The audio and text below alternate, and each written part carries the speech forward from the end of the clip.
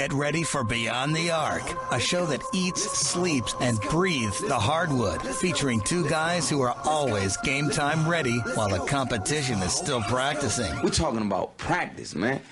I mean, how silly is that, man? We're talking about practice. A couple of basketball junkies who shine a spotlight on the game of basketball all year long. This is a preseason, right? We got to do this in the preseason? Are you kidding me? Part of the contract. In the preseason, we got to do this? It's the coach, Brian Fulford. My entire adult life, I've never used the expression game face. And the scout, Steve Barnhart from HardwoodHoopsCentral.com. I know how to play the game.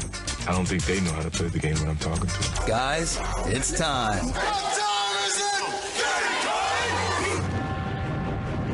All right, welcome to another edition of Beyond the Arc, presented by TNT Elite Hoops, live in the 740 The Game studios and the iHeart Radio Network with my man Steve Barnhart. I got my man Diddy working as the super producer. So let's do this. Diddy, let's run we're going to go with the opening tip. We're going to get the show started. The ball is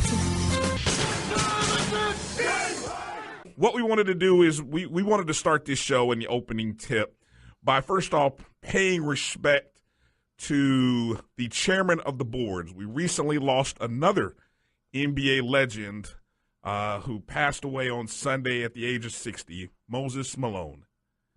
And he is determined. Cheeks will use up the clock. No Malone. And that may do it. And the man who came alive with 24 points, 23 rebounds, and 3 block shots. Moses Malone did what Philadelphia wanted him to do. The champions of the NBA 1982-83. Moses Malone gone way too young, way too soon. Died at the age of 60. Moses Malone was a 12-time All-Star, 3-time NBA MVP, an NBA Finals MVP, 7-time All-NBA player on the All-Defensive team. He was a 6-time rebounding leader and actually led the league in offensive rebounding 9 times. And, you know, I guess it's very – I don't know what I can't think of the right word, but just 2 weeks off of the passing of Daryl Dawkins. Mm-hmm. Moses Malone was actually the first high school player to play professionally. He actually started, though, in the ABA. Just your thoughts in general as we lost another legend in Moses Malone. I mean, you know, when you think about it, obviously it's saddening. At the same point in time, you know, moments like this, when these things happen, you get to understand just how great of a player you lost. Because I think Moses Malone is one of those guys that when you talk about all-time greats, his name doesn't come up nearly as often as it probably should have. A stat that I read over the last few days is from 1979 to 1987. Moses Malone averaged 25.5 points and 14.1 rebounds per game. Since then, nobody's done it. The only person to come close to that was Shaq, averaging 29.7 points and 13.6 rebounds. So, I mean, his career average was 20 and 12, making almost 50% of his shots. I mean, it doesn't get said enough how great of a player he was. And then people, you know, a lot of people remember him from the infamous fo in the 83 playoffs when people believe he predicted that they were going to sweep everybody in that series. And I was actually doing some research, and what he actually said in the documentary was he was saying that in order for us to win, we wanted to win the quickest way possible. So I was saying we'd have to win 4-4-4. What ended up happening was it ended up being 4-5-4. It ended up being 4 against let me see. It ended up being 4 against the Knicks in the conference semis, 5 against the Bucks in the conference semis, and then they finally beat the Lakers after having lost to them in 80 and 82. So it ended up being a really good team and a really good series and a really good run, and it was his addition to that team that put them over the hump. Well, and that's what's sort of interesting when you think about the timeline. The timeline with Daryl Dawkins.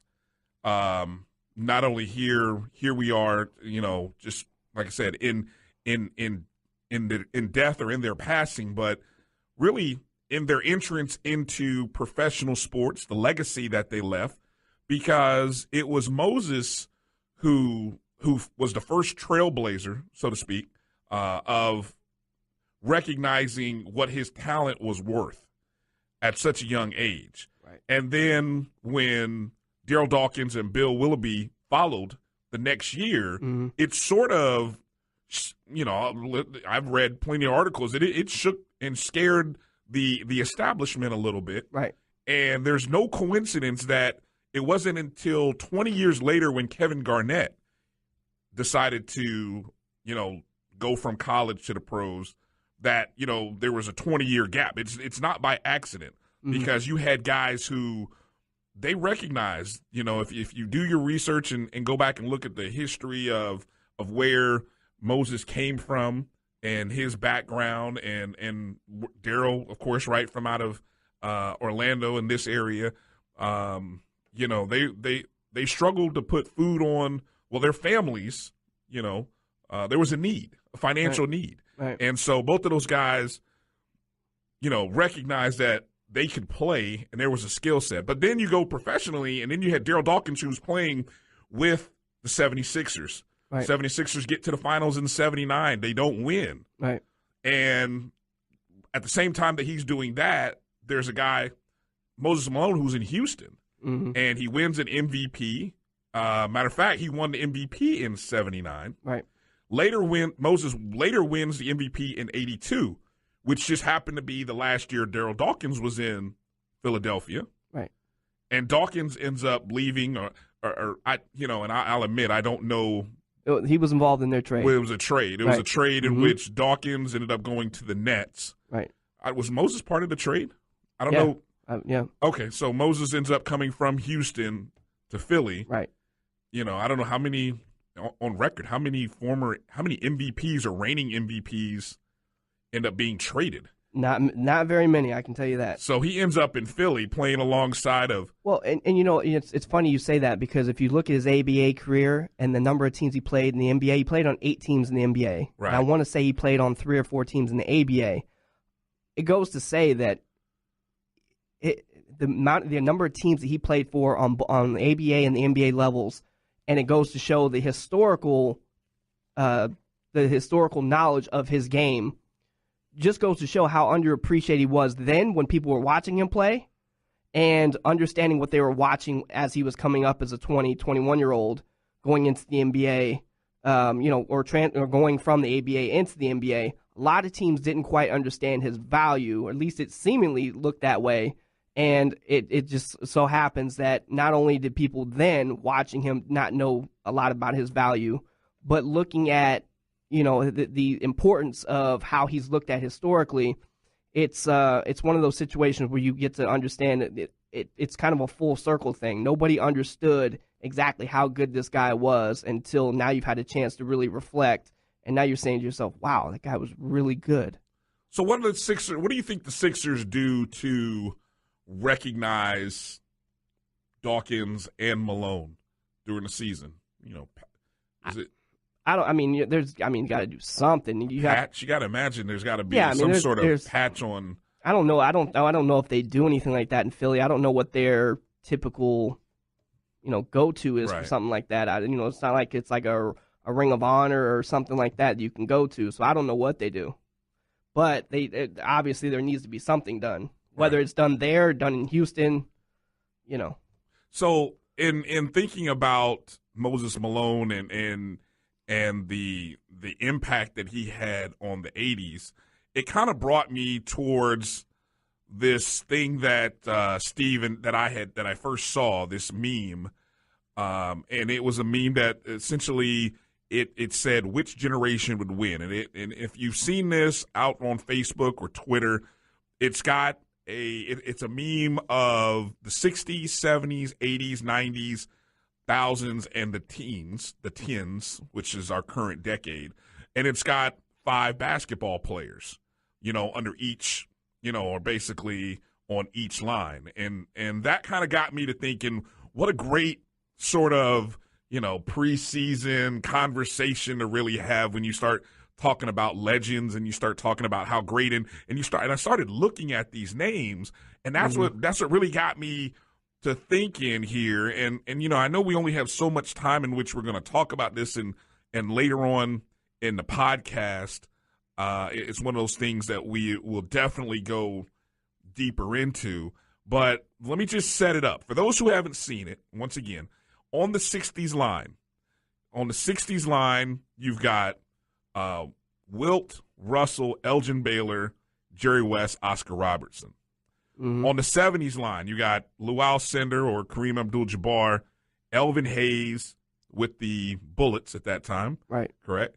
Dr. J, Pistol Pete Maravich I think he's with the Hawks in that picture. Yeah. Walt Clyde Frazier, the Knicks. That's your 70s. Mm-hmm. In the 80s, it goes Moses, Kevin McHale, Larry Bird, Magic, Isaiah Thomas.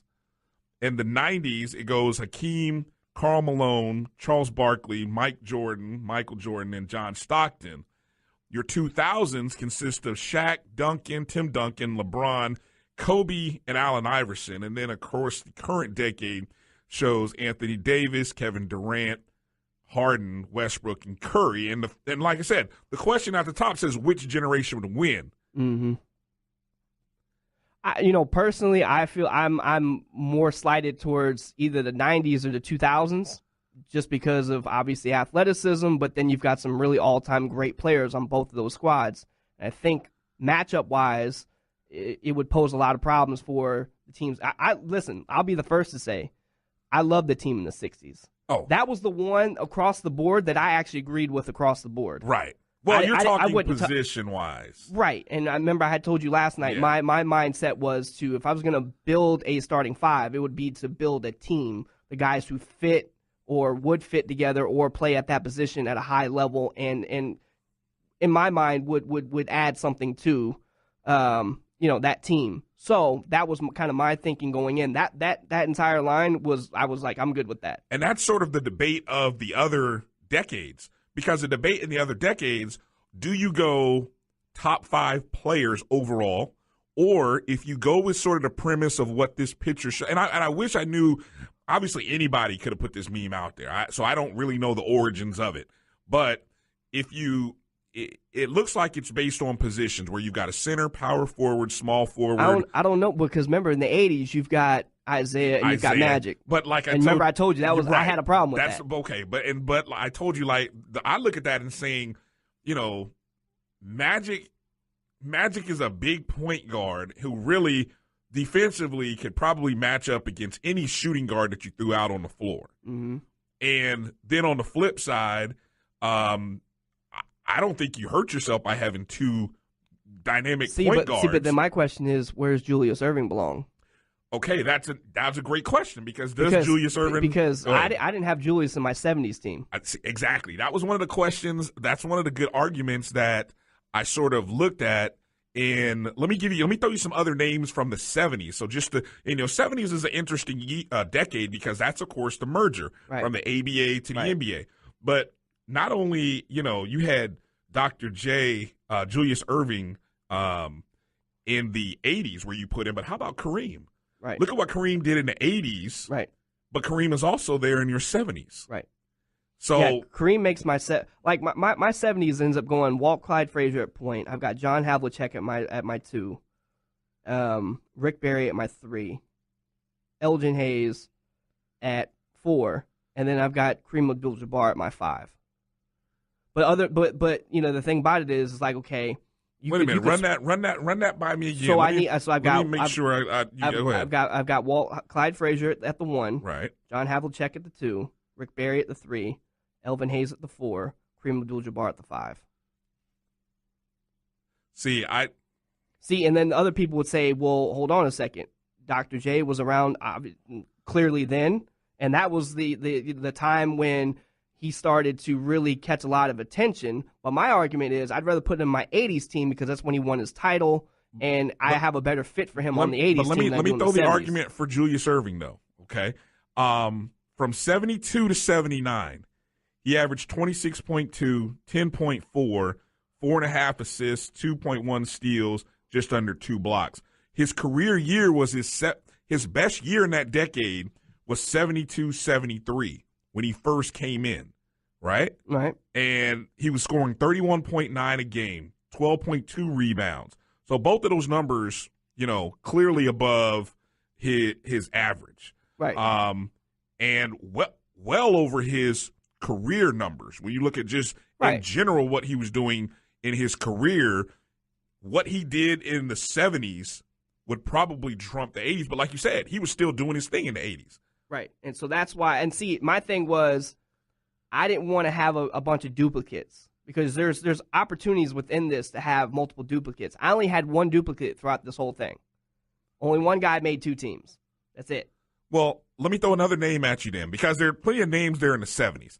Okay, Bob McAdoo. Yeah, Bob McAdoo. He was a guy that I was from like 73 to 79, averaged 27.4. He had a career year in 74-75 with I believe it was the Buffalo Braves. Yes. 34.5 points, 14.1 rebounds. And he was a guy that I considered to put at my 4. But then when you look at what Elvin Hayes was doing at the time, I mean, you're talking about almost 23 points a game, almost 14 rebounds a game, a 10-time All-Star, won a championship in 77-78. I mean, it's hard because, I mean, Elvin Hayes was so good that it's like you'd almost be hard-pressed to put anybody ahead of him. In the 70s, who were the locks? Because you could debate some names, but some names – see, for me, I look at the 3 locks as being Kareem, Elvin Hayes. I look at Julius, but I could say Clyde Frazier could be a lock at the 1. It's hard, you'd be hard pressed to think of a better point guard during that 10-year period.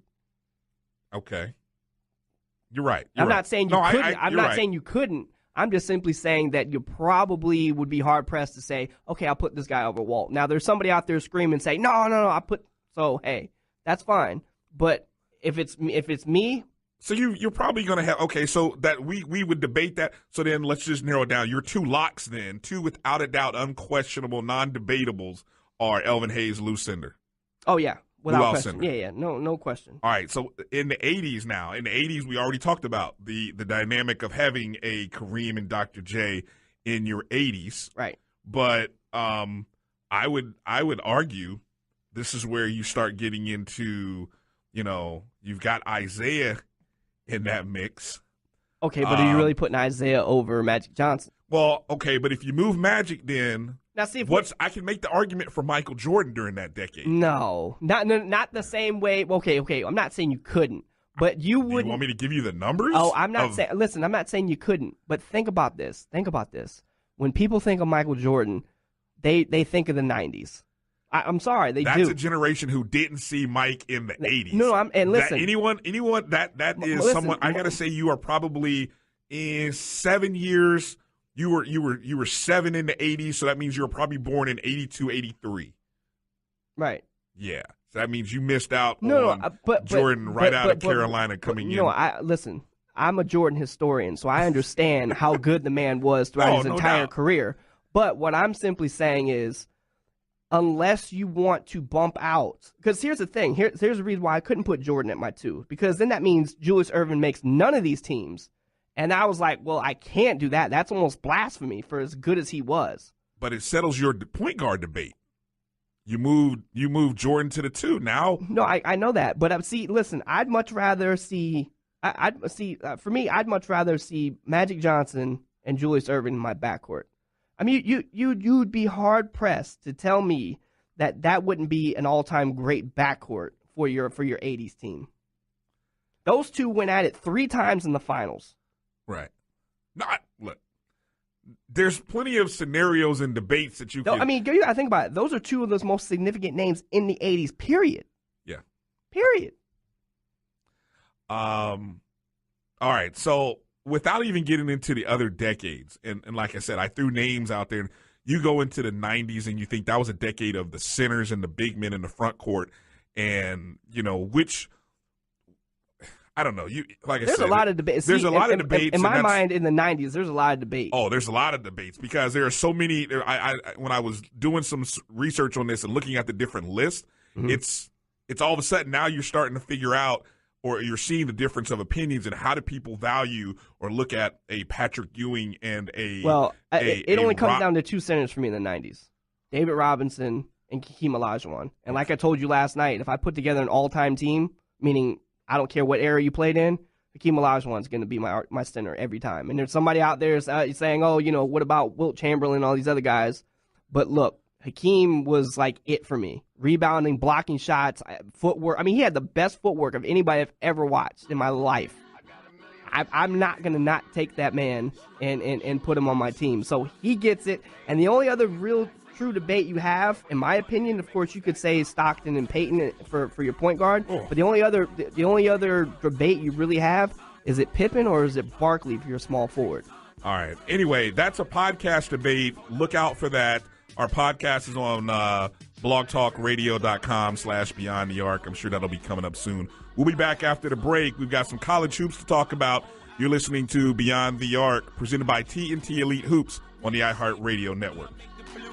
Came in the range, hopped out the Lexus. Every year since, I've been on that neck, traded in a go for the... Welcome back to the show that eats, sleeps, and breathes the hardwood. Beyond the Arc, presented by TNT Elite Hoops. What are you doing? I'm doing two things. What? I'm making them mad. Most guys don't play good when they're mad. Look, you're embarrassing me. That's what you're doing. Yeah, well, that's the other thing I'm doing. I only have 4 words for you. White men can't jump.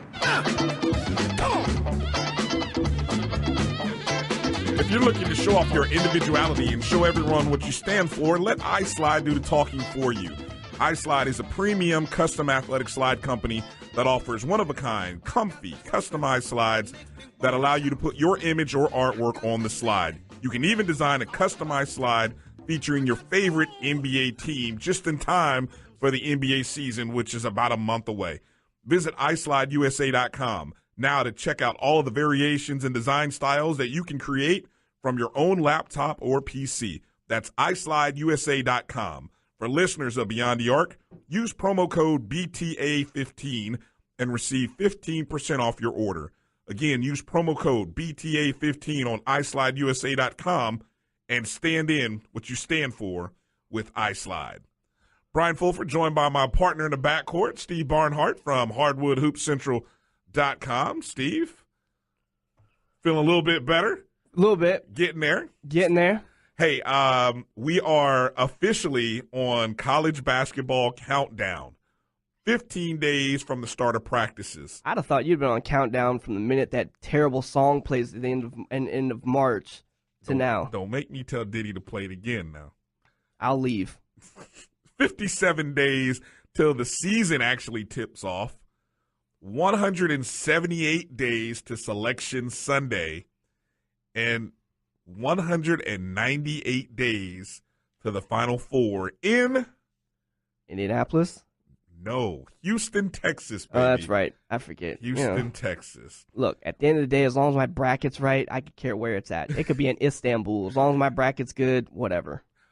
So last week we did talk about players that we were interested and wanted to see, and we briefly talked about some teams, but in this segment, we wanted to spend a little bit more time and bragging and talking about some of the teams. Obviously, this is not our preseason show yet, No. and just to let people know, who knows if we did a let's give you a little backstory real quick before we do this. 2 years ago when we did this, we were doing a podcast, and we did about eight different podcasts. Probably eight or nine different podcasts. We went over all the major conferences, mid-major conferences, and we previewed the heck out of them. Right. Literally, you had wouldn't coaches on. You didn't everything. even have to read the magazines. You could have just listened to the podcast. If you could have made it through it all, because back then we weren't even chopping it up. It was like 2 and 3 hours long. It was just like download 2 hours and just while you're working in the morning, just listen. Right. And that you would have gotten all the info you needed. We got a little bit smarter. We figured a way. How to start working smarter, not harder. Yeah, work smarter, not harder. So this is our preseason. Teams we're intrigued by. That's what we'll title it. Teams we're intrigued by. I'll let you start. So you know what? I'll start with one that's probably a little obvious. I'll start with Texas. Shaka Smart comes into town. Here's a guy learned his Havoc style being a former assistant to Oliver Purnell, Billy Donovan, spent 6 years at VCU going 163-56, comes in, has a team that's, got a lot of big guys in the front court, has a lot of depth and talent in his backcourt, adds some nice freshmen in Tevin Mack, Eric Davis, Kerwin Roach for their 2015 class. Last year they lose in the round of 64 to Butler. You look at it and you say, my first question is, how does a team that last year, I want to say they scored 67 points per game, which was 8th in the Big 12 last year. This team struggled to score. They protected the rim as good as anybody in the country. The only team that protected it better was Kentucky. They bring back Cameron Ridley. They bring Prince Ibe back. They lose Miles Turner and they lose Jonathan Holmes to the draft. But they have some guys that could possibly break out in Jordan Barnett and Connor Lambert in their front court. And then maybe arguably the best recruiting job that Shaka Smart did wasn't necessarily bringing in somebody new, but it was convincing Isaiah Taylor, who was reportedly 50-50 on entering the NBA draft, to stay. Here's a guy who led the team in points and assists last season, so getting him to stay allows him to be able to push that pace that Shaka Smart loves to run. And then you add to that seniors Javon Felix and DeMarcus Holland and junior Kendall Yancey. So they've got a lot of depth in their backcourt, and they've got some nice incoming freshmen. The question, like I said, that I have is, the defense will be there, but how do they manufacture offense this year? Because, again, their leading scorer, keep in mind, Isaiah Taylor, while he is their leading scorer from last year, he struggles to shoot the ball. Whether it be from mid-range, long range, he struggles to score.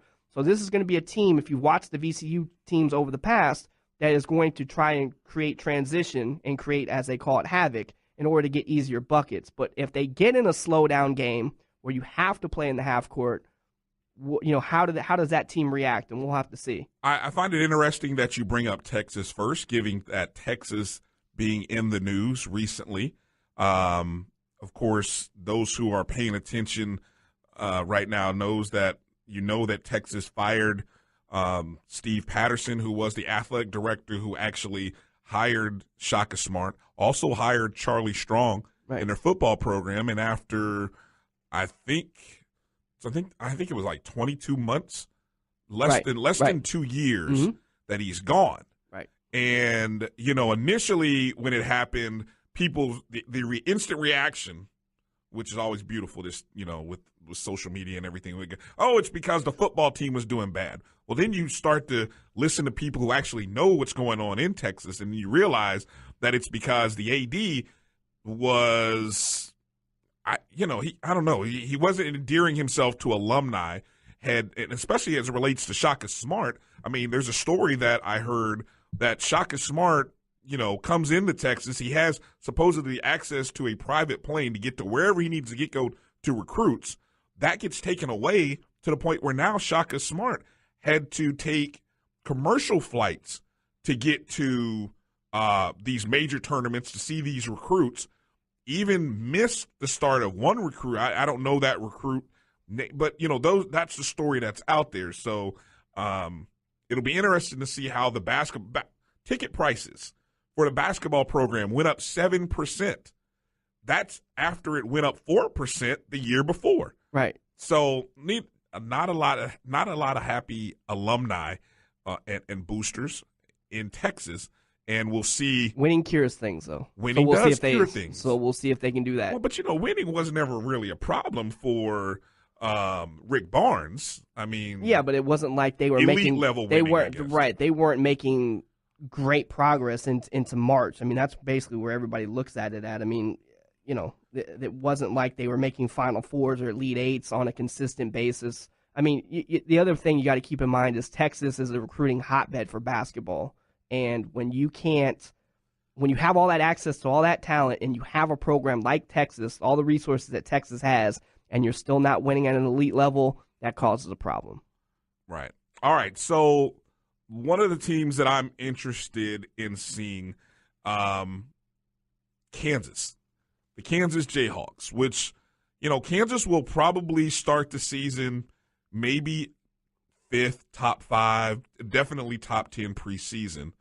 And, I feel like in this, as you think about this, whatever you think and whatever you feel, and I was reading from an article by Amon Brennan from ESPN.com, and he summed it up perfectly in his first sentence where he said, "Your thoughts on the 15-16 Kansas Jayhawks are likely to resemble your thoughts from last year." Mm-hmm. And I just feel like Kansas has the last few seasons have not felt like a dominant Kansas team. Sure, we know there's talent there, but they just don't feel like they have sort of taken that step to being a dominant, controlling force outside of the Big 12.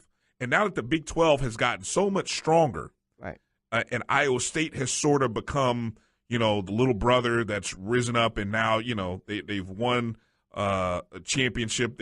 Iowa State's going through changes. It'll be interesting to see what they do. But Kansas is that team to see. Can Kansas get back to Final Four, Elite Eight status?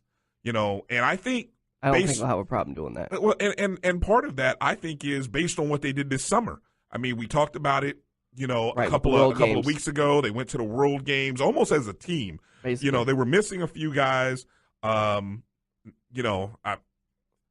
was basically them plus two other guys. Nick Moore was one of them. Right. So, I mean, this is a group that went, and they accomplished something big overseas. So they have sort of set the table of success for themselves. Now, you obviously have to show up in October and November. Guys have to do what they're supposed to do off the court. And, I mean, they're set up for success. And this might be, think about the recruits and the big names that have come out of Kansas. Last year you had the Cliff Alexander experiment, which was supposed to be, he was a top 2 or 3 recruit. Mm-hmm. The year before you had Andrew Wiggins, who was supposed to be there was a picture of Andrew Wiggins right next to Wilt Chamberlain, the next great Jayhawk. So, that's what the last 2 years. It's tough to be the next great anything in college basketball anymore with these one and dones. Right. So, unless you score 40 points a game in your one season. Right. So, that's why I'm looking forward to see, can Kansas sort of move to super elite status, if that's a way of describing them. Your next team. So, commonly in these discussions, you're going to focus on the major conferences or your top 25 teams. I'm going to go off the reservation just a bit, and I'm going to go with a team that's had some nice recent success and has gotten a lot of notoriety for it, the Dayton Flyers. So in 2014, they went to the Elite Eight, and last season they lost in the round of 32 to Oklahoma. Winning the NCAA tournament games in consecutive years, that was the first time in 48 years that program has done that. Dayton is only one of 8 teams with 5 NCAA tournament wins in the last 2 seasons. Other teams are Arizona, UConn, Duke, Kentucky, Louisville, Michigan State, and Wisconsin. So the success is well documented within these last 2 years. They lose Jordan Siebert, who was their leading scorer last year. He's actually going to be heading to training camp with the Orlando Magic this season. But they're able to bring in a freshman in Stephen McElvain. Wasn't able to play last year, having to sit out for the 2014-15 season due to being only partially eligible. You got to think about that. This team had to dismiss a couple players last year, so their tallest player last year was 6'6". McElvain coming in, if he's ready to play, gives you guys 6'11", 260. You don't necessarily see guys with that size in the A-10. So if he's able to come in, he'll be a nice upgrade for them. Deshaun Pierre was playing power forward from last year. He was one of the team's leading scorer. He was actually tied for second with leading scorer last year. Had to play the power forward role. If McElvain comes in and is ready, he can go to his natural position at the small forward. And then you look at Kendall Pollard being able to come in and do some things scoring-wise for them. And really be able to add some punch. The one thing that really has been able to stand out for this team is that they've been able to spread the floor and knock down shots from beyond the arc. Shameless plug. But the one other thing that is a plus for them, they get a James Madison transfer in Charles Cook, who can play small forward for them. 2 seasons ago, averaged 14.3 points per game. And then the biggest return for them, or the biggest player for them, I would say, was probably Scoochie Smith. When you look at what he did in the 39 minutes per game when he played in the NCAA tournament last year, led the team in scoring with there. and shot 38% from the three-point line. So this team has got a lot of talent and depth, and so we'll see what they can do. I think that with VCU not being at the top, with Shaka Smart gone, I think this team can take over the A-10. All right. Very briefly before we get out of this break and head into the final quarter, my team is going to be Gonzaga. I'm very critical of Gonzaga when it gets to the end of the year. I mean, Gonzaga is no longer the little engine that could. They're no longer the little underdog, that came from the West. No, I mean, this team, just think last year, 2 losses last year. I mean, Gonzaga historically gets off to a great start in the beginning of the year. I mean, they do try to stack up their non-conference, but what I tell you, usually what trips them up is they get into their conference. Their conference is much weaker than an ACC, SEC type schedule, so they sort of get lulled to sleep by playing, Cupcake University from the West, and they end up getting to the tournament as a 1 or 2 seed. Last year, they went all the way to the Elite 8. They lost to Duke in the Elite 8. That's not a cupcake, by the way. But it's what I'm saying is they get into the end of the. Look at their non-conference. They get to the tournament. Their non-conference at the beginning is good. Mm-hmm. What I'm saying is the conference schedule in the middle is what does them in, because it sort of gives that false sense of security. Right, but that's why first of all, they can't really necessarily they can't do nothing about who they have to play in conference. No, you can't do anything about that. You have to overcome that. But then also you can schedule tougher non-conference games, which if you look, they've done that. Well, yes, they have done that. I'm just interested to see whether the best front court in the country, which features Kyle Wiltshire, who's 6'10", Domantas Sabonis, who's 6'10", and Prismet Karnowski, who's 7'1". I did a little studying, said that about 20 times in my head. You get that right. Whether the best front court can find a good backcourt combination to sort of propel them in March. That's all we're watching. Gonzaga, I don't care what Gonzaga does the first 4 months of the season. I don't care about Gonzaga until March. That's what I'm waiting to see. More to come on our podcast. Surely one of these upcoming days whenever we do a podcast. All right, Steve, we got to get out for a break going into the fourth quarter. You're listening to Beyond the Arc, presented by TNT Elite Hoops on the iHeartRadio network.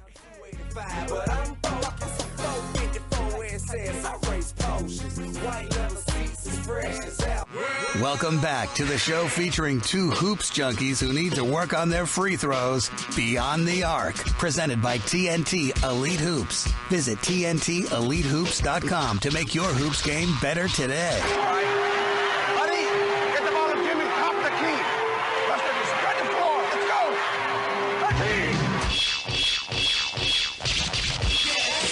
Welcome back to Beyond the Arc, presented by TNT Elite Hoops on the iHeartRadio network. Brian Fulford, joined by my partner in the backcourt, Steve Barnhart, HardwoodHoopsCentral.com. Steve, in the fourth quarter, we've got news nuggets. Let me ask you something. Have you watched any of this FIBA Europe 2015 yet? Missed it all. I can't accept the little scroll that I see. Okay, well, we'll find it online. I told you where you can find it. So here's the thing. Before I came here, I watched France versus Spain. Okay, in France. Okay.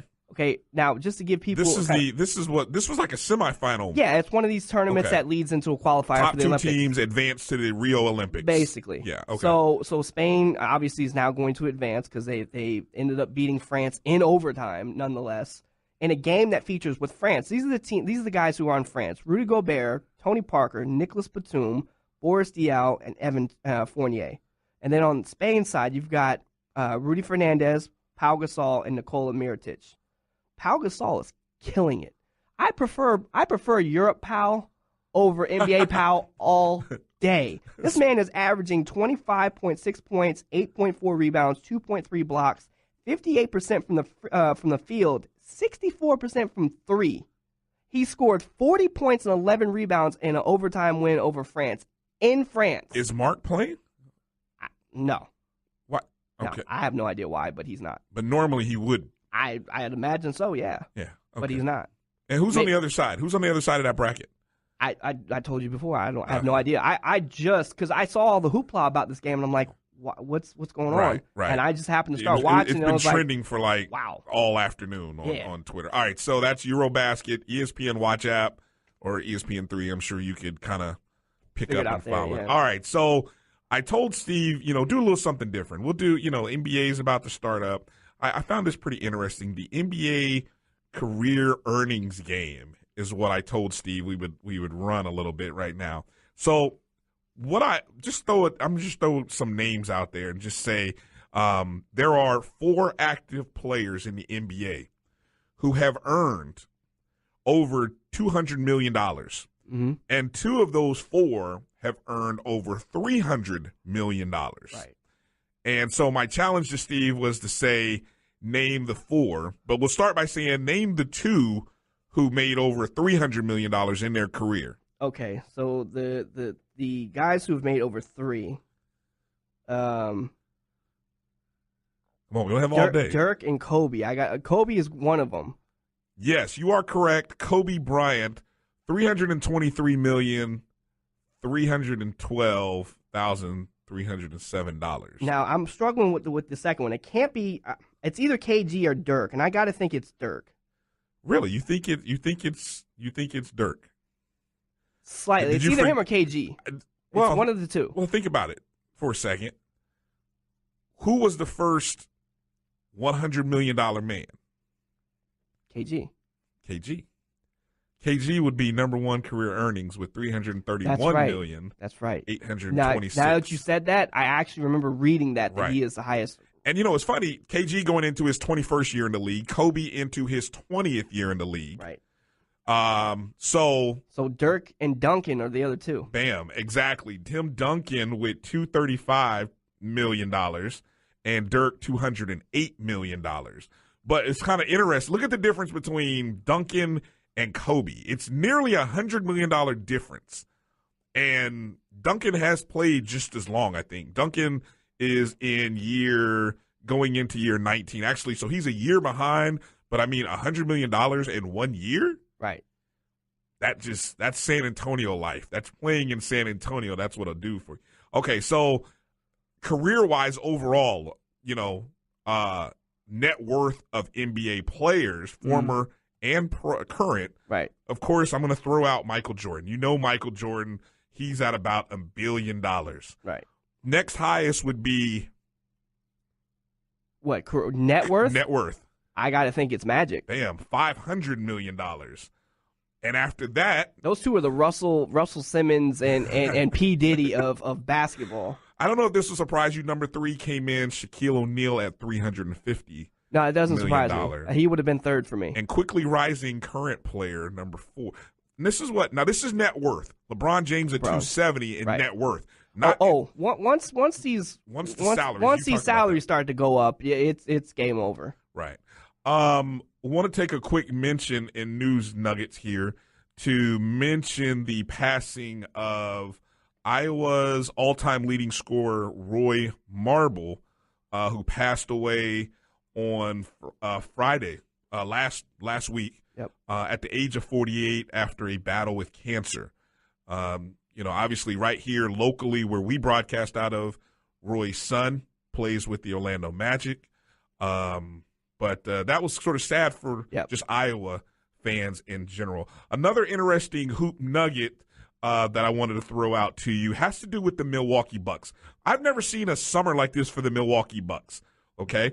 First off, there were some talks about the Bucks moving, right? And I'm trying to find this. The city of Milwaukee approved $47 million towards a new arena. Mm-hmm. Guess who's not moving? The Bucks. Then comes the news that Gus Johnson, rise and fire. Right. Gus Johnson will broadcast 20 home Buck games on Fox Sports Wisconsin. I don't know if I'm excited about that. I like Gus Johnson on football, but I don't know about basketball. Yeah. Another news nugget. Seth Curry signed an extension with Under Armour, a new 7-year extension through 2024 with equity stake. Yes. What's significant about that? He's the 3rd athlete to do that with them. Here's what's significant about that. Under Armour announced projections of $7.5 billion in revenues coming in 2018. They're projecting 2018 $7.5 billion. Right. Guess what? I still say Seth Curry is quietly he's getting $4 million a year in that contract. Nike didn't want to equal $4 million a year. Right. They make very few missteps, but that was one. So not only is the MVP probably severely underpaid in salary wise, he's not even the top 3 or 4 on his own team, but then he's like really sort of underpaid as an endorser right now. And that'll change. That'll change. Still got enough time. We're final minute here. I did want to mention that Indiana and Louisville signed a 3-year basketball series deal to renew their rivalry. First year will be in 2016 at Bankers Life Fieldhouse, Indianapolis. Then Louisville will host the second game in 2017, and then Indiana will host in 2018. You always got to get an Indiana reference. I got to get an Indiana reference in there. No matter what's going on. Follow us on Twitter at BTA Hoops. Follow us or check us out on the Facebook page, Beyond the Arc Podcast. Check us out on hardwoodhoopscentral.com. Click on the Beyond the Arc radio page, and all the information on where you can catch previous episodes will be there. All of our previous shows can be found on SoundCloud.com. Check us out. For Steve Barnhart, I'm Brian Fulford. Thank you. Good night.